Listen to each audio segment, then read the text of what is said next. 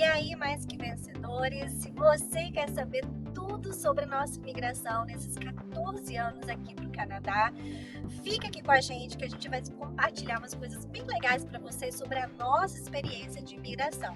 Se você perdeu os 2 primeiros vídeos sobre a nossa imigração, pré e pós, já clica aqui no card para você assistir. Assiste até o final e dê o seu joinha se você gostou do conteúdo. Bom, a gente está na estrada, né, para Kelowna. Hoje tá um dia muito bonito, um pouquinho esfumaçado no caminho para cá, mas agora tá um dia tão bonito, ó, vou mostrar para vocês.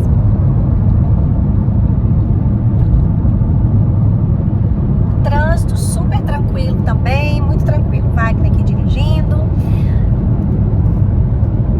Bom, pergunta é como foi a nossa adaptação aqui no Canadá, principalmente nos primeiros anos, porque depois se adapta, se ajusta, mas os primeiros anos, Wagner, quanto tempo demorou para você começar a se adaptar à realidade aqui do Canadá?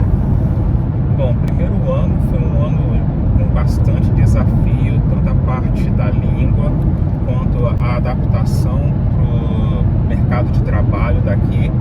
A gente teve que começar bem lá de baixo. Eu comecei trabalhando na Tim Hortons como padeiro e vindo de uma experiência lá do Brasil como professor, trabalhando em faculdades, com tudo organizadinho. Começar neste nível, para mim foi um desafio que no final foi muito bom, porque ajudou a desenvolver meu inglês, fazer conexões com pessoas e que depois me ajudaram a conseguir outros trabalhos aqui no Canadá. Então foi muito importante dar 2 passos para trás para conseguir pegar impulso e pular longe. E para mim também, eu acho que os 2 primeiros anos foram bem difíceis, porque foi mais ou menos o tempo que demorou para mim, assim, realmente começar a entender melhor a língua, a me comunicar melhor nos ambientes. E nesse tempo eu já estava trabalhando só no ambiente, né, em inglês.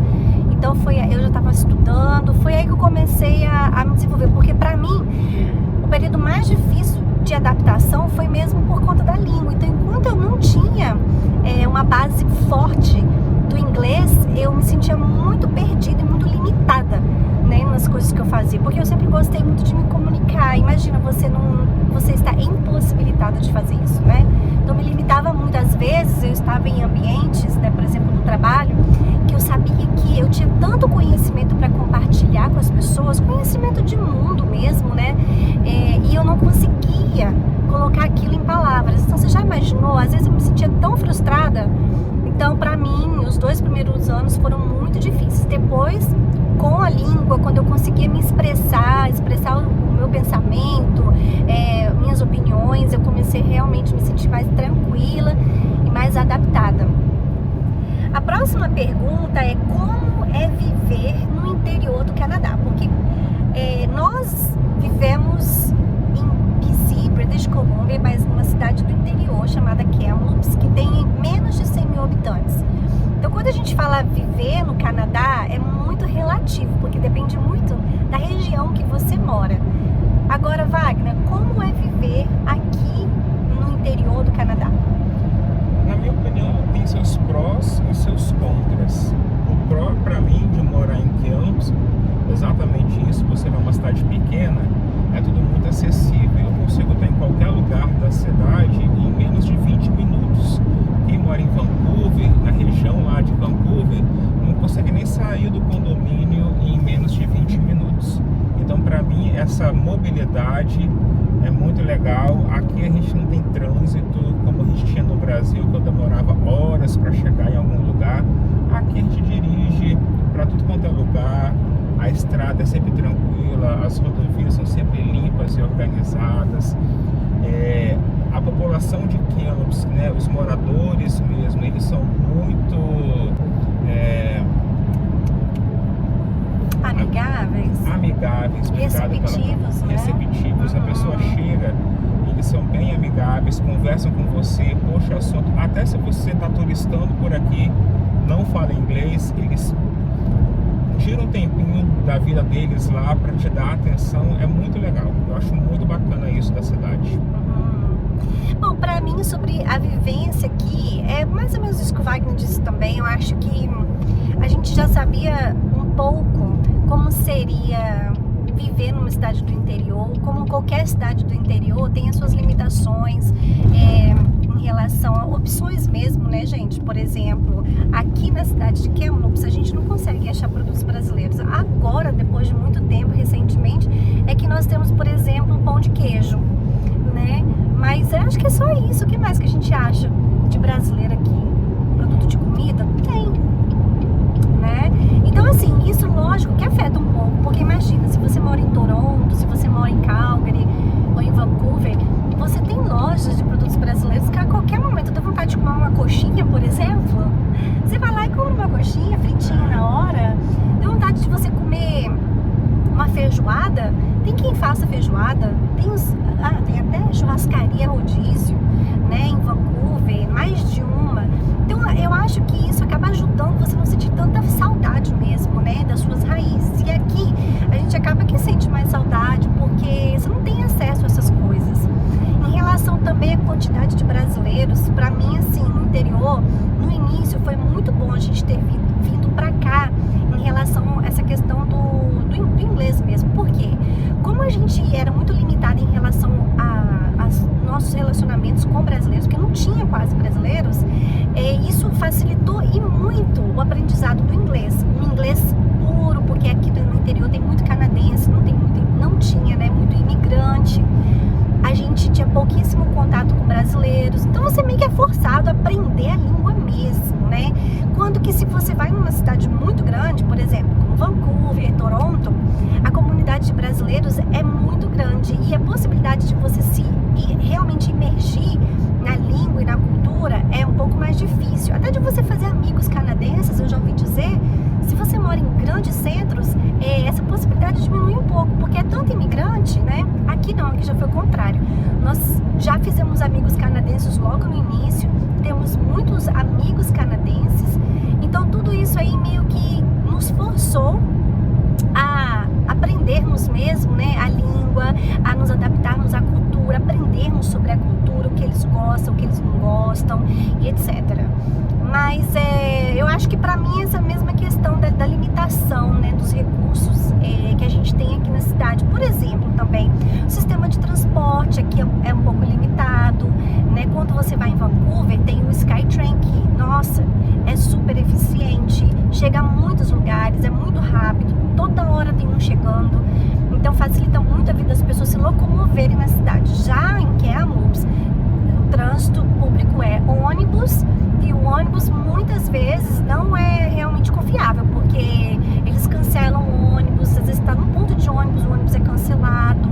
Então isso no inverno, gente, isso é um transtorno tão grande, a pessoa está do lado de fora. Muitos pontos de ônibus aqui na cidade não tem cobertura, e aí a pessoa fica exposta ao sol, exposta à neve no inverno, esperando o ônibus, ou se é verão, exposta ao sol, calor. E tem táxi, mas você tem ideia, na cidade que a gente mora só tem uma companhia mesmo de táxi. Então mas é isso. Então são as limitações de morar no interior. Acho que em qualquer país, em qualquer cidade do interior vão ter essas limitações. Porém, as vantagens é que é um estilo de vida muito mais tranquilo, menos corrido do que numa cidade grande. O Wagner comentou, a gente praticamente chega em qualquer lugar da cidade aí em 30 minutos, né, de carro. Nossa, isso aí então facilita tanto para você não passar tanto tempo em trânsito, não tem trânsito, sabe? Você sai do seu trabalho, daqui a pouquinho você já tá em casa, então é tudo muito mais prático, né? Mas é isso, vai ter sempre as vantagens e desvantagens, não é verdade? Outro ponto que é pra gente um pro é que a cidade oferece muitas vantagens financeiras. Quem mora em Vancouver, por exemplo, se hoje quer comprar um imóvel, praticamente é impossível adquirir um imóvel por causa do valor. Quando a gente mudou para cá 14 anos atrás, era muito mais viável então começar um investimento financeiro na parte de imóveis na cidade onde a gente mora, lá em Kamloops. Então a gente começou pequeno, com um apartamento pequeno, depois a gente conseguiu mudar para uma casa geminada e hoje a gente mora numa casa ainda melhor. Então, pensando aí no crescimento financeiro, a escolha por Kenops foi uma escolha muito boa. Verdade, muito mais acessível, porque, complementando o que Wagner falou, e esse é um ponto muito, muito importante, inclusive, ultimamente, nos últimos anos, muita gente de Vancouver vendeu o imóvel lá e se mudou para a cidade, para Kamloops. Por quê? Imóvel em Vancouver, gente, imóvel bom, você não acha por menos de $1 milhão. E aí, se você consegue vender o seu imóvel a 1 milhão, 1,5 milhão, você compra um senhor imóvel em Kamloops e ainda te sobra um bom dinheiro. Então, e outra coisa, para quem tem família, né, você vai preferir morar numa casa com quartos, né, com uma estrutura melhor, no interior, que é mais tranquilo também, principalmente para quem tem família com criança pequena, que a vida é mais tranquila. Então as pessoas, famílias jovens, acabam optando por morar em Vancouver, em Kamloops agora, porque fica mais em conta e a qualidade de vida também é melhor. Agora, Wagner, o que é que nunca muda na vida do imigrante? A gente tá sempre fora da... Como é que fala? Agora esqueci. Zona de conforto? Isso. Volta aí. É bom que ele tem a mim, né? A gente tá sempre fora da zona de conforto. A gente nunca se sente 100% confortável, 100% em casa. Você tá sempre se questionando o que você pode melhorar, se você falou a expressão correta, no momento correto, culturalmente falando. Então a gente tá sempre se policiando, na minha opinião. Concordo com você. Eu acho que o que nunca muda na vida do imigrante é que, uma vez imigrante, para sempre imigrante. A gente hoje não tem problema algum com a língua inglesa e tudo mais, mas a gente sempre vai ter o sotaque, por exemplo. As pessoas sempre vão saber que nós somos imigrantes, nós não nascemos aqui, né? E, querendo ou não, essa vai ser sempre uma barreira, né? Isso, as pessoas, elas criam a expectativa de que existe um sotaque e você tem que abraçar o seu sotaque. Você é brasileiro que fala inglês e com muito orgulho. A gente fala 2 línguas, eles normalmente falam uma língua só. Então a gente coloca isso como ponto positivo, não como ponto negativo. Exatamente. Eu tenho uma amiga que ela é do Quênia, né? E o sotaque dela é bem forte mesmo. Mas ela, quando alguém começa a comentar, se for o caso de falar do sotaque, ela fala: minha filha, quantas línguas você fala? Eu falo 4, né? Pro canadense. A canadense, eu falo uma. Nem francês, o povo daqui, do lado daqui que a gente mora, fala o francês, né? E aí ela fala, então, né, engole seco aí. Mas uma vez imigrante, eu acho que às vezes, sabe, a gente acaba, depois de tanto tempo aqui, eu pelo menos, né, sinto saudade de não ser imigrante. Sinto saudade de estar no meu lugar, entendeu? Mas isso sempre vai existir. O legal de tudo é que o Canadá é um país de imigrante. Então, não é só a gente que se sente assim. Eu tenho certeza que o povo da China, o povo da Índia, das Filipinas, que são os países predominantemente, né, que estão aqui, representados aqui no Canadá, e tantas outras culturas, todo mundo se sente assim, né, gente? Fora da sua zona de conforto, fora da sua casa. Mas o Canadá precisa muito da gente. E essa é uma coisa boa. Ele precisa muito de quem vem disposto a estudar, a trabalhar e a fazer o país crescer. Que é o que nós somos. Nós somos profissionais qualificados, que é o que o país tem falta hoje em dia, né? Muita falta. Inclusive, gente, depois do Covid, a gente viu uma mudança assim, muito grande, uma escassez de profissionais qualificados, pelo menos aqui na nossa província, muita oferta de trabalho, né, Wagner, nessas áreas que exigem aí um conhecimento específico, profissional, né? Então, fica aí a dica. E Wagner, se você pudesse então aí descrever uns 2 ou 3 desafios que você vivenciou na sua jornada aqui no Canadá, nesses 14 anos, quais seriam eles, os principais? Número 1, o desenvolvimento da língua para chegar no nível de ser um profissional qualificado aqui no Canadá e não ter a língua como uma barreira. Então esses foram os primeiros anos. Depois, para mim, foi a requalificação profissional, porque eu decidi trocar de profissão no Canadá. No Brasil eu era professor de matemática e aqui eu decidi trabalhar com a parte de engenharia, consultoria. Então, para mim, o desafio, né, de mudar de profissão e se requalificar para chegar no nível de que um canadense da minha idade estaria também no mesmo nível, então a gente teve que correr bastante. Acho que para você também, né? Foi a mesma coisa, de conseguir chegar nesse nível que nós estamos hoje, na idade que nós estamos. E, então, tipo, está de parabéns. Verdade. Eu também acho. Para mim, um dos grandes desafios para mim foi voltar para a sala de aula para aprender inglês, porque eu já era uma mulher adulta, né, com filho e tudo mais, e eu lembro que na minha sala lá da universidade só tinha adolescente, gente, só tinha gente novinha, sabe? Eu era a mais velha da sala e eles nem levavam muito a sério, e pra mim aquilo ali eu tava agarrando com unhas e dentes, porque era questão mesmo de sobrevivência, né, uma necessidade que eu já sabia que eu precisava ter. Eles não, era, sabe, tipo, não dava aquele valor todo, né? Mas para mim, sentar ali na sala de aula, voltar a estudar uma coisa que para mim não era nada relacionado à minha profissão ou um conhecimento específico, sabe? Era simplesmente aprender a língua. Para mim foi muito difícil. Também, lógico, difícil nessa época, porque eu não só ia para a faculdade para estudar o inglês, eu trabalhava. Então eu ia para o trabalho de manhã muito cedo, trabalhava em lanchonete, ficava o dia todo. De lá eu ia de uniforme e fazia aula, né, à noite de inglês. Então, e aí no dia seguinte, mesma coisa, sabe? Então foi um período muito pesado, né? Porque já existia aquela pressão toda, porque você trabalhava por 8 horas no ambiente inglês, que você ainda não dominava, eu ainda estudava inglês, né? E aí depois ia pro curso em inglês. Então, assim, foi bem puxado pra mim. Acho que foi o maior desafio. E um desafio grande também que foi pra mim no iniciozinho foi trabalhar na casa com limpeza de casa. No início, pra mim, claro, gente, sem desmerecer quem trabalha com limpeza, tá? Mas pra mim, naquele início que saí, né, de sala de aula, dava aula e tudo mais, foi um pouco difícil. Eu trabalhei com a limpeza de casa por 1 ano, mas depois dos 2 primeiros meses, aí eu já tinha me adaptado, já estava mais tranquila, mas eu acho que os 2 primeiros meses trabalhando na posição com limpeza de casa foi um baquezinho também.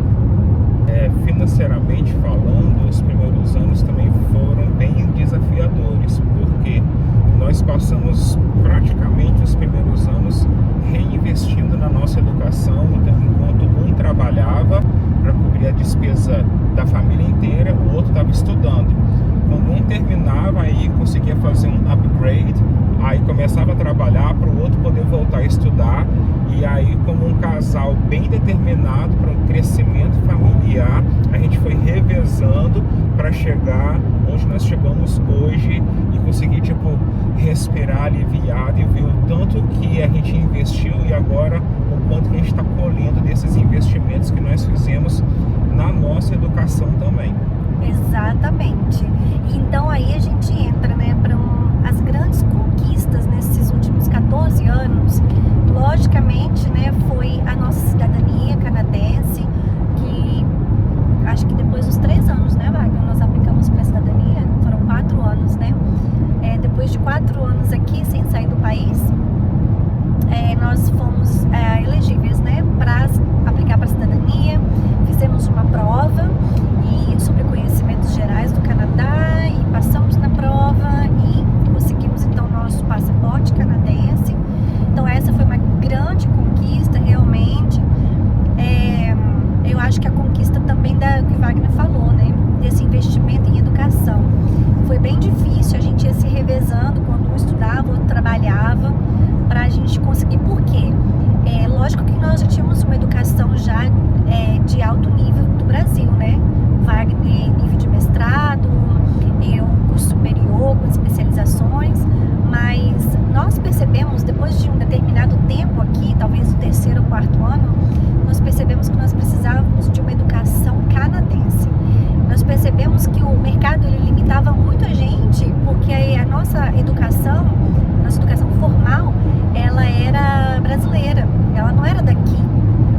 Foi aí que a gente pensou, não, a gente vai ter que dar um gás, né, e focar aí, nós dois vamos precisar de adquirir aí uma profissão aqui no Canadá. E foi bem legal, porque apesar de desafiador, abriu-se um leque para qualquer coisa que nós quiséssemos fazer. Então o Wagner, né, foi para a área que ele sempre quis trabalhar, que é a área de engenharia. Eu sempre quis trabalhar com a área de enfermagem, fui também. Então foi uma possibilidade muito legal de a gente fazer o que a gente queria. Agora, que conselhos, Wagner, que você daria para quem quer vir para o Canadá, quem quer imigrar para o Canadá ou para qualquer outro país? Número 1, preparo. Número 2, pesquisa. Número 3, consistência. Número 4, persistência. Coloca tudo isso diante do Senhor, porque se for da vontade dele, ele vai abrir as portas como ele abriu as portas para nós. Exatamente. Bom, se você é solteiro, né, o que eu aconselho, exatamente o que o Wagner falou, independentemente de ser solteiro ou não, mas se prepare financeiramente, tá? Tenha uma boa reserva financeira, porque você não sabe como vai ser aqui, se você vai conseguir um emprego de cara, você não sabe, na verdade, o quanto que você vai gastar de início, porque, gente, tem aí a diferença de moeda quando você chega aqui, foi o que aconteceu com a gente. O dinheiro vai muito rápido, porque você vai com aluguel, vai com compra do mês, vai com os móveis, se você precisar comprar móveis para sua casa ou apartamento. Quando você vê, o dinheiro já foi, né? Então venha com uma reserva financeira boa que vai te manter pelo menos pelos primeiros 6 meses. E isso se você é solteiro ou vem com família, isso é muito importante. Se prepare com a língua. Eu sei que todo mundo me falava isso e eu não me preparei e eu dei com os burros na água. Aprenda o inglês antes de vir pra cá, o máximo que você puder. Aprenda, porque isso vai te... não quero falar salvar, não. Isso vai te agilizar muito tempo, porque o tempo que você vai perder indo pra faculdade para aprender inglês, você pode já estar fazendo um curso, se for o caso, você já pode estar trabalhando, porque você já tem como se comunicar em inglês. E aqui, principalmente no interior, não tem jeito, tá? É o inglês, não tem como você pegar atalho, não tem. Se você vem com a família, é muito importante que os dois estejam sonhando juntos. A imigração, ela é um desafio, e a gente vê, infelizmente, muitos casais se separando depois que imigram, quando seria o momento de estar junto, de correr junto, de investir, crescer, porque esse é um país de oportunidades, tá? É um país que não importa de onde você vem, se você vem disposto a estudar, a trabalhar, você vai conseguir o seu lugar ao sol. Mas é importante que o casal esteja sonhando juntos e estejam trabalhando juntos, um apoiando o outro, num time. A gente sempre falava, aqui a gente não é adversário ou oponente, aqui a gente é um time só, lutando junto para conquistar os nossos objetivos juntos. E quando a gente chegar lá, nós vamos curtir e aproveitar tudo que a gente plantou juntos também. Isso é muito importante, tá? É difícil? Vai ter atrito? Vai. Porque você está cansado, você às vezes está com saudade do Brasil, dos seus familiares. É muita coisa acontecendo ao mesmo tempo e o nosso emocional, ele fica assim abalado. Mas é nessa hora que o casal precisa estar junto e se fortalecer. E colocar diante de Deus todas essas coisas é muito importante. Então uma dica que a gente dá, que foi muito bom pra gente, chegou aqui, não se isole, vá para uma igreja, sabe, faça conexões. Por que igreja? Porque esse é o alimento para o espiritual, o alimento para sua alma, que vai te ajudar aí, entendeu? Nos seus dias difíceis, vai te ajudar com conexões boas, né? Amizades que você vai fazer. Isso aconteceu com a gente, entendeu? Então, se conecte com as pessoas também, com os brasileiros do lugar, sim, para ter um sistema aí de apoio, tá bom? Esse é o nosso conselho. Lembrando que, gente, essas são as nossas experiências, tá? Não serve de regra para ninguém. Isso foi o que nós vivenciamos nesses 14 anos. Agora, deixa aqui o seu recadinho recadinho pra gente, o seu comentário. Você gostou desse vídeo? Você tem um sonho de imigrar ou de conhecer um país? Escreve aqui pra gente. Você já imigrou? Como que foram os desafios dos primeiros anos? Escreve aqui. Bom, aproveita, dá o seu like. Se você não segue a gente, segue para muitos vídeos legais nessa área aqui de imigração, área de finanças pessoais. Vá lá no nosso Instagram, Simples Budget, e segue a gente lá. A gente é super ativo, todos os dias tem conteúdo de qualidade para vocês por lá também. No mais, gente, fiquem com Deus e até a próxima.